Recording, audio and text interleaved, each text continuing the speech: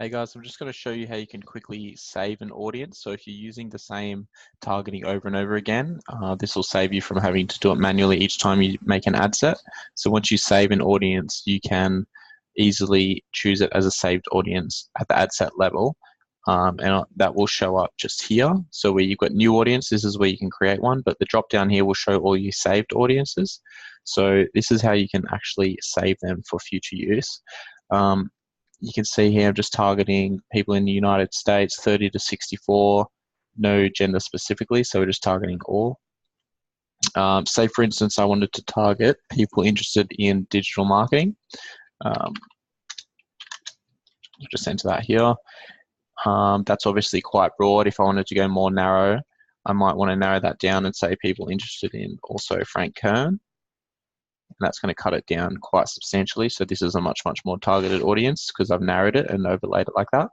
But if I wanted to save it, just down the bottom here, just hit save, and then you want to be naming it so you can easily understand at the surface level what you've got in this audience when you're using it in the future. So I'll just go something like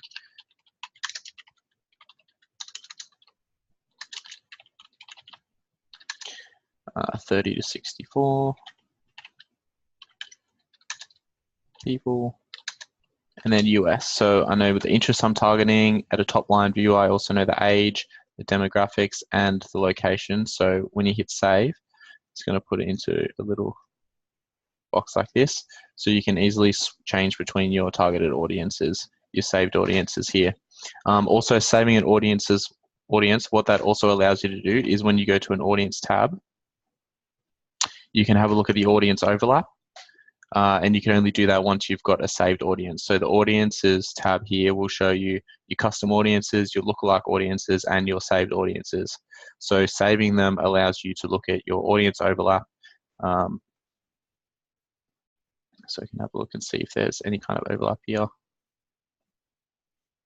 between a lookalike I've got set up and this saved audience. So it's saying that there's really hardly any overlap, less than 1,000 people. They're very different audiences, so that was probably a bad example, but this just shows you that once you save your audience, you can have a look at the overlap. So that will also help with your targeting at a higher level.